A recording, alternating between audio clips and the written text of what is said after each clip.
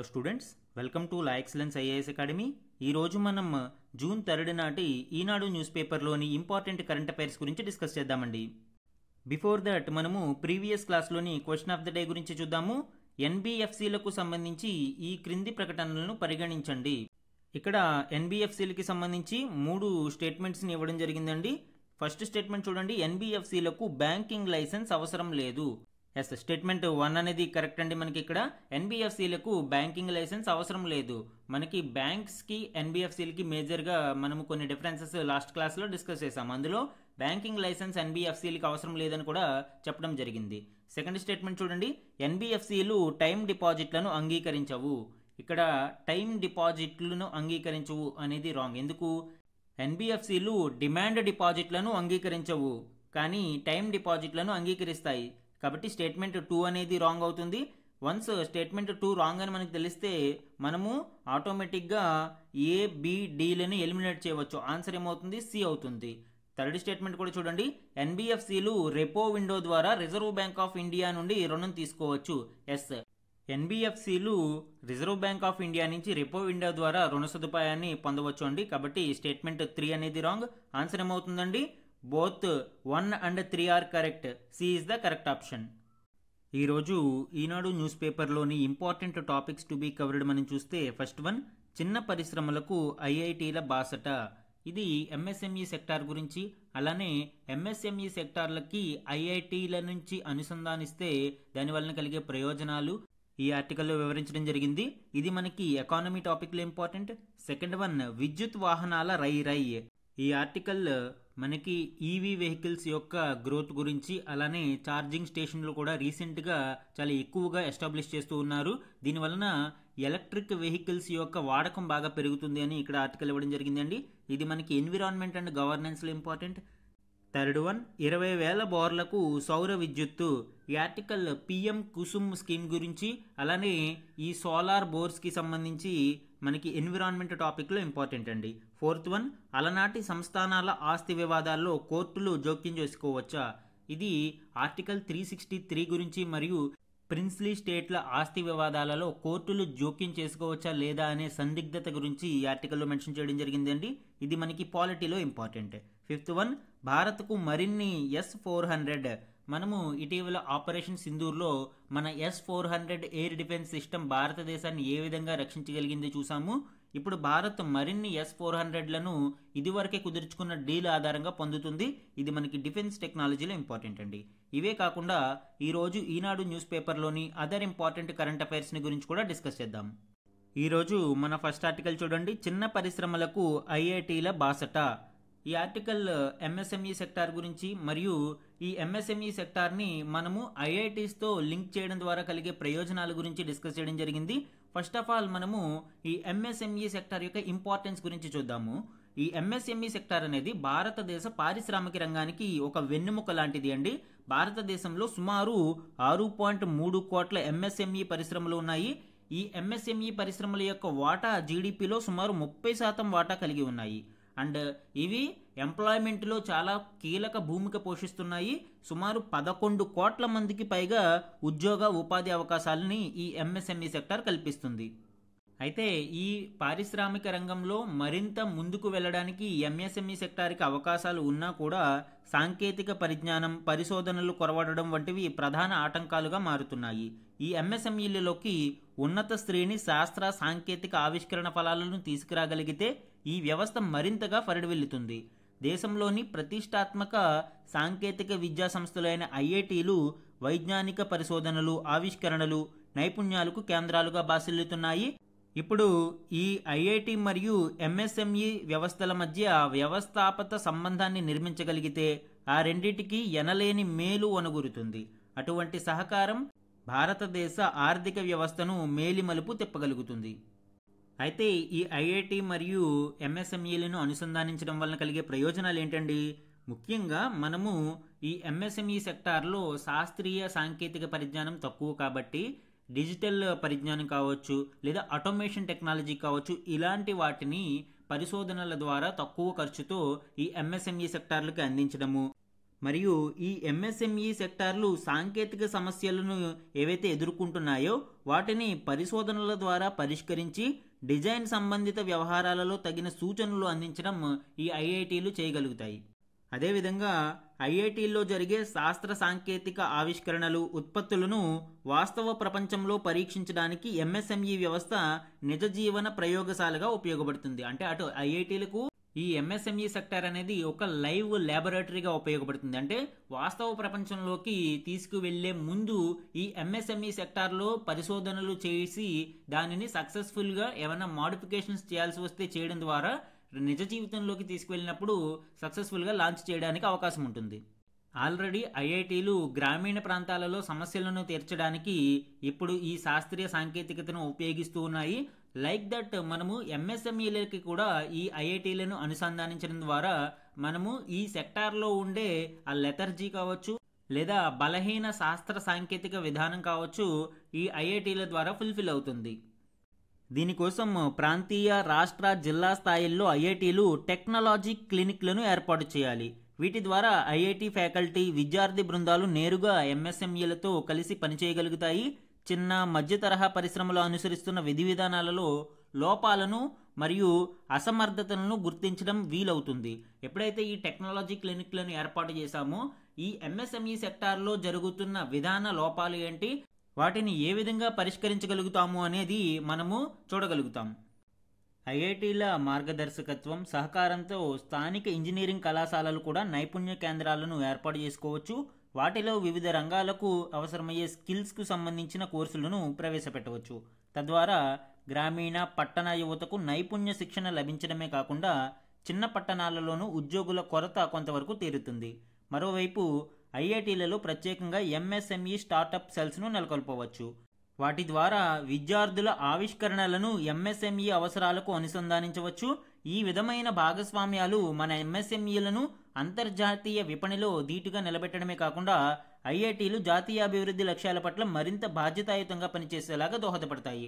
అంటే ఇటు ఎంఎస్ఎంఈ సెక్టార్కి దీనివల్ల ప్రయోజనం కలుగుతుంది. ఏ విధంగా? ఈ టెక్నాలజికల్ అడ్వాన్స్మెంట్స్ కారణంగా ఈ ఇంటర్నేషనల్ ఏరియాలో గ్లోబల్ కాంపిటీషన్ని తట్టుకునే విధంగా మన ఎంఎస్ఎంఈలు రాటుదేలుతాయి. ఎట్ ది సేమ్ టైమ్ ఇటు ఐఐటీలు కూడా జాతీయ అభివృద్ధి లక్ష్యాల వైపు దృష్టి సారించడానికి అవకాశం ఉంటుంది. ఈ అనుసంధానం ద్వారా భారతదేశం 5 లక్షల కోట్ల డాలర్ల ఆర్థిక వ్యవస్థగా అవతరించడంలో కీలకంగా మారుతుంది. ఈ ఎంఎస్ఎంఈ గ్రోత్ అనేది రీసెంట్గా చాలా ఎక్కువగా డెవలప్ అయిందండి. 2020-21లో కేవలం 3.95 లక్షల కోట్లుగా ఎక్స్పోర్ట్స్ ఉంటే 2024-25కి అది 12.39 లక్షల కోట్లకు ఎగబాకింది. అంటే ఈ గ్యాప్లో 3 రెట్లు ఈ ఎంఎస్ఎంఈ ఎక్స్పోర్ట్లు ఇంక్రీజ్ అవ్వడం విశేషంగా చెప్పవచ్చు. అలానే ఈ ఎంఎస్ఎంఈ న్యూ క్లాసిఫికేషన్ రీసెంట్ బడ్జెట్లో మనం చూస్తే ఇదివరకు మనకి ఇన్వెస్ట్మెంట్ ఆధారంగా 1 crore ఉంటే మనకి రివైజ్డ్లో 2.5 crore మైక్రో ఎంటర్ప్రైజ్గా, అలానే టర్న్ ఓవర్ 5 కోట్లుగా ఉంటే రివైజ్డ్లో 10 కోట్లుగా ఉన్న దానిని మైక్రో ఎంటర్ప్రైజ్గా కేటగరైజ్ చేయడం జరిగిందండి. అలానే స్మాల్ ఎంటర్ప్రైజ్ విషయానికి వస్తే ఇదివరకు 10 కోట్లు ఉంటే దానిని రివైజ్డ్ ఇన్వెస్ట్మెంట్లో 25 కోట్లకు చేంజ్ చేయడం జరిగింది. అలానే టర్న్ ఓవర్ చూస్తే 50 కోట్లుగా ఉండేది ఇదివరకు, దానిని ఇప్పుడు 100 కోట్లు టర్న్ ఓవర్గా చేంజ్ చేయడం జరిగింది. మీడియం ఎంటర్ప్రైజ్ విషయానికి వస్తే ఇన్వెస్ట్మెంట్ ఇప్పుడు 50 కోట్లుగా ఉండేది, దానిని 125 కోట్లకి మార్చడం జరిగింది. టర్న్ ఓవర్ 250 కోట్లుగా ఉంటే దానిని 500 కోట్లకు మార్చడం జరిగింది. ఇటీవలి బడ్జెట్ 2025-26లో దీనిని రీక్లాసిఫై చేయడం జరిగిందండి. సో ఈ విధంగా ఎంఎస్ఎంఈ సెక్టార్లో క్లాసిఫికేషన్ కూడా చేంజ్ చేశారు. మన నెక్స్ట్ ఆర్టికల్ చూడండి. విద్యుత్ వాహనాలు రై 1,00,000 దాటిన ఎలక్ట్రిక్ బైకులు, కార్ల సంఖ్యలో గణనీయ పెరుగుదల, ఛార్జింగ్ స్టేషన్ల ఏర్పాటుకు ముందుకొస్తున్న అనేక సంస్థలు. ఇక్కడ ఈ ఈవీ సెక్టార్ అనేది గణనీయంగా మెరుగుపడుతుంది అండి. అటు ఎలక్ట్రిక్ వెహికల్స్ ఎక్కువగా కొనుగోలు చేయడంతో పాటు ఇటు ఛార్జింగ్ స్టేషన్లు ఏర్పాటుకి కూడా అనేక సంస్థలు ముందుకు వస్తున్నాయి. దీనికి సంబంధించి ఇప్పుడు ఇంపార్టెంట్ పాయింట్స్ డిస్కస్ చేద్దామండి. రాష్ట్రంలో విద్యుత్ వాహనాల వినియోగదారుల సంఖ్య గణనీయంగా పెరుగుతుంది. పెట్రోల్, డీజిల్ వాహనాల కంటే ఖర్చు తక్కువగా ఉండడం, ప్రభుత్వం లైఫ్ ట్యాక్స్ పూర్తిగా మినహాయింపు ఇస్తూ ఉండడం, ఎక్కడికక్కడ పెద్ద సంఖ్యలో ఈవీ ఛార్జింగ్ స్టేషన్లు ఏర్పాటు అవుతూ ఉండడంతో ఈవీల కొనుగోలుపై ఎక్కువ మంది మొగ్గు చూపుతున్నారు. 2019-20లో ఆంధ్రప్రదేశ్లో విద్యుత్ ద్విచక్ర వాహనాల సంఖ్య 1042 మాత్రమే ఉండేది. ఈ ఏడాది మార్చి నెలాఖరుకి వీటి సంఖ్య 1.03 లక్షలు దాటింది. ఇదే సమయంలో విద్యుత్ కార్ల సంఖ్య 72 నుంచి 6,000కు పెరిగింది. అయితే ఈవీల ఛార్జింగ్ స్టేషన్లలో ధరలు ఎక్కువగా ఉండడం భారంగా ఉంటుంది. అలాగే ప్రభుత్వం కూడా ఈ ఛార్జింగ్ స్టేషన్ల ఏర్పాటుకు కొన్ని ప్రోత్సాహకాలను అందిస్తూ ఉందండి. రాష్ట్రంలో 2030 నాటికి 5,000కు పైగా పబ్లిక్ ఛార్జింగ్ స్టేషన్ల ఏర్పాటును ప్రభుత్వం లక్ష్యంగా పెట్టుకుంది. రాష్ట్ర హైవేలు, జాతీయ రహదారులతో పాటు జిల్లా కేంద్రాలు, పట్టణాలు, మండల కేంద్రాలు, ప్రభుత్వ కార్పొరేషన్లు, వాణిజ్య భవనాలు, అపార్ట్మెంట్లు, సొసైటీలలో వీటి ఏర్పాటుకు ప్రణాళిక రచించారు. వాణిజ్య సముదాయాలు, హౌసింగ్ సొసైటీలు, రెసిడెన్షియల్ టౌన్షిప్స్లో బిల్డప్ ప్రాంతం 5,000 చదరపు అడుగులకు పైగా ఉంటే పబ్లిక్ ఛార్జింగ్ స్టేషన్లకు అనుమతిస్తారు. అక్కడ పబ్లిక్ పార్కింగ్కు స్థలం తప్పనిసరిగా ఉండాలి. వీటికి ఏర్పాటయ్యే పెట్టుబడిలో 25% గరిష్టంగా 3 లక్షల వరకు ప్రభుత్వం సబ్సిడీ ఇస్తుంది. ఛార్జింగ్ స్టేషన్ల ఏర్పాటుకు ఏపీ నెట్ క్యాప్ వద్ద ఇప్పటి వరకు 950 మంది రిజిస్ట్రేషన్లు చేసుకున్నారు. అలానే ప్రభుత్వ కార్యాలయాలు, ఆర్టీసీ బస్టాండ్లు, డిపోల పరిధిలో ఖాళీ స్థలాలు ఏవైనా ఉంటే అలాంటి వాటిని గుర్తించి ఈ ఛార్జింగ్ స్టేషన్ల ఏర్పాటుకు అవకాశం ఇవ్వవచ్చు. దానివలన ఇటు ప్రభుత్వ కార్యాలయాలకు ఆదాయం లభిస్తుంది, అటు పబ్లిక్కి కూడా ఛార్జింగ్ స్టేషన్లు అందుబాటులోకి వస్తాయి. అలానే ఈ పబ్లిక్ ఛార్జింగ్ స్టేషన్లలో ప్రభుత్వం పెద్ద ఎత్తున రాయితీని కల్పించి 5 రూపాయలకే ఛార్జింగ్ చేసే విధానాన్ని తీసుకువస్తే, అంటే ప్రస్తుతం ఇప్పుడు 22 రూపాయల నుంచి 24 రూపాయలు ఖర్చు అవుతుంది. దీనిని 5 రూపాయలకి తగ్గించగలిగితే మరింతగా ఈ ఈవీ సెక్టార్ అనేది ఇంక్రీజ్ అవుతుంది.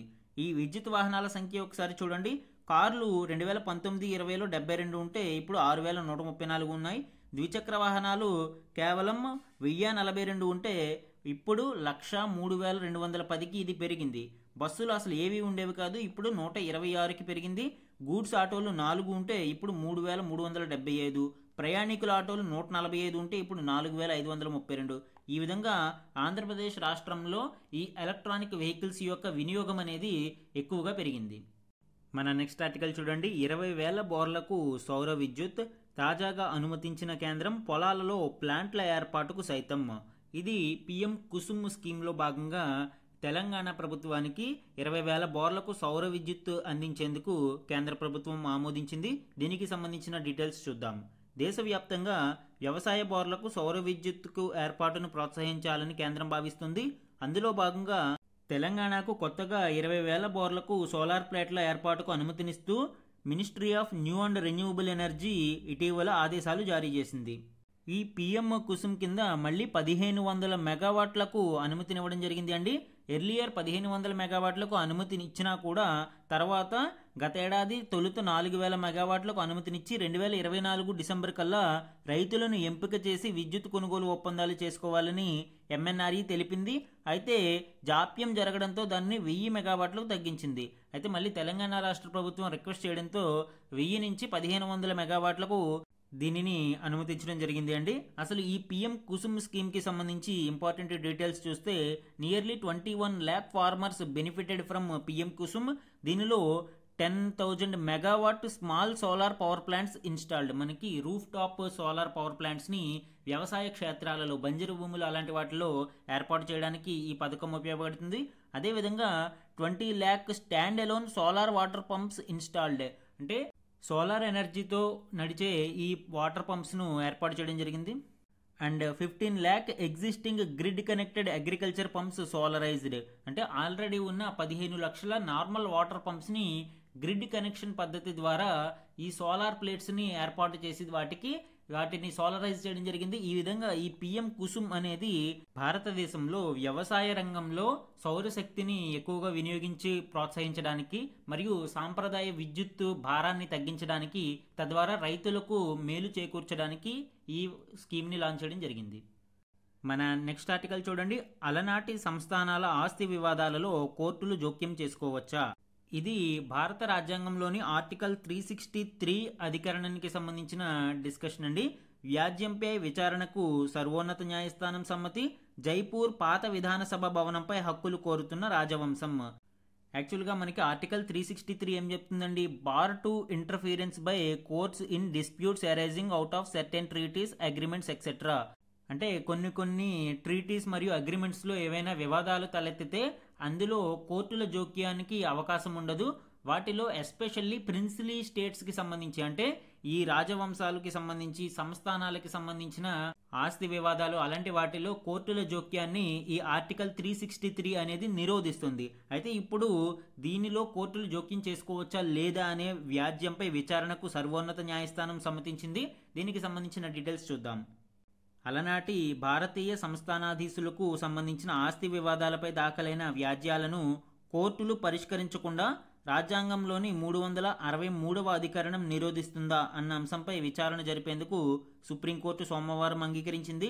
రాజ్యాంగం రూపొందించడానికి పూర్వం భారత ప్రభుత్వంతో కుదుర్చుకున్న ఒప్పందాల మేరకు అప్పటి సంస్థానాధీశులకు ఆస్తులు దఖలు పడ్డాయి.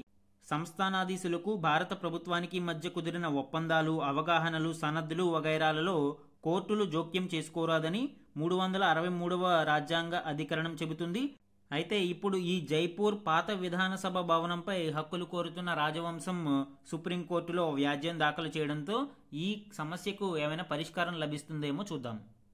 మన నెక్స్ట్ ఆర్టికల్ చూడండి. భారత్కు మరిన్ని S-400లు. ఇటీవల భారత్ పాక్ సాయుధ సంఘర్షణలో S-400 గగనతల రక్షణ వ్యవస్థ అమోఘంగా పనిచేసింది అని, గతంలో కుదిరిన ఒప్పందం మేరకు భారత్కు ఇవ్వాల్సిన మిగిలిన 2 S-400 స్క్వాడ్రన్లను 2026 చివరిలోగా అందిస్తాము అని ఢిల్లీలోని రష్యా రాయబారి కార్యాలయ ఉపాధిపతి వెల్లడించడం జరిగింది. శత్రు విమానాలు, క్షిపణులు, డ్రోన్లను తుత్తినీలు చేసే వ్యవస్థల తయారీలో భారత్, రష్యాలు సహకరించుకునే అవకాశం ఉందని చెప్పారు. రష్యా నుంచి 5 స్క్వాడ్రన్ల S-400 వ్యవస్థల కొనుగోలును చేయడానికి భారత్ 2018లో $543 కోట్ల ఒప్పందం కుదుర్చుకుంది. ఇంతవరకు 3 స్క్వాడ్రన్లు అందాయి. యాక్చువల్గా ఆపరేషన్ సింధూర్లో మన దేశం చేపట్టిన ఈ ఉగ్రవాద నిర్మూలన చర్యలకు పాకిస్తాన్ రిటాలియేషన్గా చాలా డ్రోన్లను మరియు మిజైల్స్ను ప్రయోగించడం జరిగింది. అయితే భారత గగనతల రక్షణ వ్యవస్థలో ప్రధానంగా ఈ S-400లు చాలా సమర్థవంతంగా పనిచేసి వాటన్నిటిని తిప్పికొట్టడం జరిగిందండి. ఇప్పుడు భారతదేశం మరియు పాకిస్తాన్ మధ్య ఈ వార్ ఎస్కలేషన్ అనేది చాలా తీవ్రంగా అయిన నేపథ్యంలో ఈ మిగిలిన 2 S-400 స్క్వాడ్రన్లను కూడా 2026 నాటికి అందిస్తాము అని రష్యా ఇక్కడ హామీ ఇవ్వడం మనం చూడవచ్చు. ఈ S-400 యొక్క కాంపోనెంట్స్ని మనం చూస్తే each S-400 system has 2 battalions of launchers. Each battalion has 8 launchers. ఇందులో ఒక్కొక్క బెటాలియన్లో 8 లాంచర్లు ఉంటాయండి. అలాగే 2 బెటాలియన్స్ ఉంటాయి. ఒక్కొక్క లాంచరు 4 ట్యూబ్స్ని కలిగి ఉంటుంది. అండ్ టార్గెట్ ఎక్విజిషన్ రాడార్ కానీ, command post vehicle, long range radar ఇలాగా ఈ S-400 సిస్టమ్ కలిగి ఉంటుందండి. దీని స్ట్రైక్ రేంజ్ వచ్చి సుమారు 400 kilometres at an altitude of up to 30 kilometres. 30 కిలోమీటర్ల ఎత్తు పరిధి వరకు కూడా 400 కిలోమీటర్ల స్ట్రైక్ రేంజ్ని ఇది కలిగి ఉంటుంది. ముఖ్యంగా aircrafts, unmanned aerial vehicles అంటే డ్రోన్స్ని, బ్యాలిస్టిక్ అండ్ క్రూజ్ మిజైల్స్ని ఇది టార్గెట్స్గా మనము దీని ద్వారా డిస్ట్రాయ్ చేయగలుగుతాము. రాడార్ రేంజ్ వచ్చి 600 కిలోమీటర్స్ ఉంటుంది. డిప్లాయ్మెంట్ టైం 5 minutesలోనే మనం డిప్లాయ్ చేయొచ్చు. టార్గెట్ స్పీడ్ వచ్చి 4800 km/h. సో ఇవి స్పెసిఫికేషన్స్ అండ్ ఇవి కాంపోనెంట్స్. సో ఈ విధంగా S-400 సిస్టమ్ అనేది వర్క్ చేస్తుంది. నెక్స్ట్ ఆర్టికల్ చూడండి. పెర్ల్ హార్బర్ దాడి లాంటిదే రష్యా మీద ఉక్రెయిన్ దాడిపై విశ్లేషణ. రష్యా నట్టింట ఉక్రెయిన్ గూఢచారులు కమాండ్ సెంటర్ ఏర్పాటు చేసుకుని 41 యుద్ధ విమానాలను పేల్చేశారు. దీనిని సమన్వయం చేసుకోవడానికి ఏకంగా రష్యా భద్రతా సంస్థ కార్యాలయం పక్కనే ఈ కోఆర్డినేషన్ సెంటర్ను నిర్వహించారు. ఈ విషయాన్ని స్వయంగా ఉక్రెయిన్ అధ్యక్షుడే వెల్లడించారు. సోవియట్ నుంచి విడిపోయాక ద బుడాపెస్ట్ మెమొరాండం కింద ఉక్రెయిన్ తన వద్ద ఉన్న 2000 అణు వార్ హెడ్లు, 176 ఖండాంతర క్షిపణులు, డజన్ల కొద్దీ స్ట్రాటజిక్ బాంబర్లను 1996 జూన్ 1 నాటికి రష్యాకు బదిలీ చేసింది. దీనికి ప్రతిగా మాస్కో ఎప్పుడూ తనపై దాడి చేయకూడదన్నది ఒప్పందం. కానీ దీనికి భిన్నంగా ఇప్పుడు రష్యా దాడి చేసింది.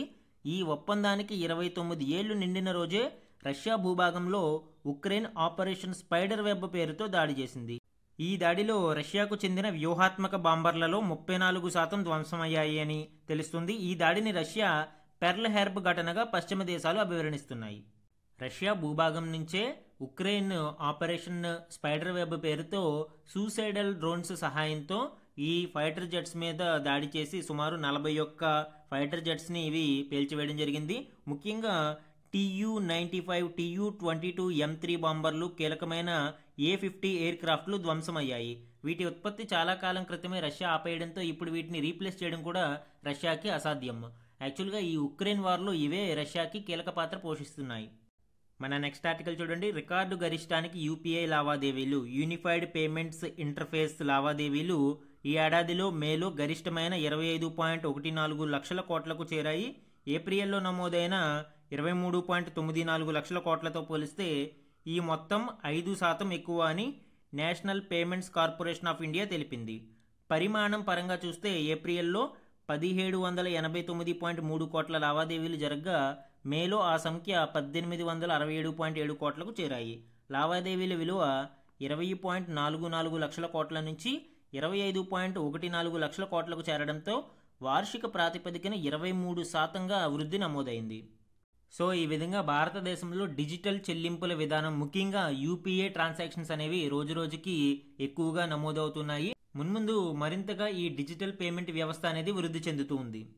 సమ్ ఇంపార్టెంట్ కరెంట్ అఫైర్స్ చూడండి. Miss Thailand Opal Suchata Chuangsri was crowned Miss World 2025 at the 72nd Miss World pageant held in Hyderabad on 31st May 2025. So మనము ప్రీవియస్ క్లాస్లో కూడా చూసాము, మిస్ వరల్డ్గా మిస్ థాయిలాండ్ వోపాల్ సుచిత ఎంపికయ్యారు. హైదరాబాద్ హైటెక్స్లో జరిగిన ఈ కార్యక్రమంలో మిస్ థాయిలాండ్ విన్నర్గా నిలిచారు. నెక్స్ట్ వన్ చూడండి. India's GST collection for May 2025 stood at 2.01 lakh crore, registering a 16.4% increase over 1.72 lakh crore collected in May 2024. Data released by the Ministry of Finance on 1st June 2025.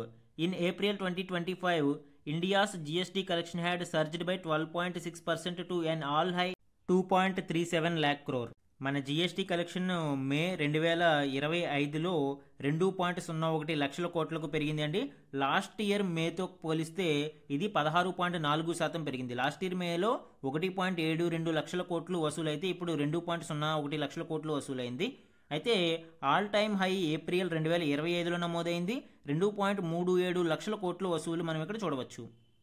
Next one చూడండి. India finished second in the medal tally with 24 medals at the Asian athletics championship 2025 in Gumi, South Korea on 31st May 2025. South కొరియాలో గుమిలో జరిగిన Asian athletic ఛాంపియన్షిప్లో భారతదేశం 24 మెడల్స్తో 2వ స్థానంలో నిలిచింది. ఇక్కడ India 8 gold, 10 silver and 6 bronze మెడల్స్ని విన్ అయింది. నెక్స్ట్ వన్ చూడండి. The 17th edition of the India Mongolia joint military exercise nomadic elephant is underway at the special forces training centre at Ulaanbaatar in Mongolia. ఈ military exercises కొన్ని ఎగ్జామ్స్కి important అండి. ఈ India Mongolia every year ఈ exercise జరుగుతుంది nomadic elephant అనే పేరుతో. ఇది వన్ ఆఫ్ ద స్ట్రాటజిక్ లొకేషన్స్లో ఈ ఎక్సర్సైజ్ని నిర్వహిస్తారు. ఈరోజు మన క్వశ్చన్ ఆఫ్ ద డే గురించి చూడండి. మనకి ఈరోజు క్లాస్లో యూపీఐ గురించి డిస్కస్ చేయడం జరిగింది. ఆ కంటెక్స్ట్లో ఈ ఎన్పిసిఐ గురించి ఇక్కడ క్వశ్చన్ ఫ్రేమ్ చేసి ఇచ్చాను. ఈ క్రింది ప్రకటనలు పరిగణించండి. యాక్చువల్గా ఇది ప్రీవియస్ యూపీఎస్సీ క్వశ్చన్ అండి. సో ఇది డైరెక్ట్గా పిక్ చేసుకుని ఇవ్వడం జరిగింది. ఇక్కడ 2 స్టేట్మెంట్స్ని ఇవ్వడం జరిగింది. అందులో కరెక్ట్ స్టేట్మెంట్స్ని ఐడెంటిఫై చేసి కామెంట్ సెక్షన్లో కామెంట్ చేయండి. ఇది ఈరోజు ఈనాడు న్యూస్ పేపర్లోని ఇంపార్టెంట్ కరెంట్ అఫైర్స్ మీద డైలీ అనాలిసిస్ అండి. Thank you for watching.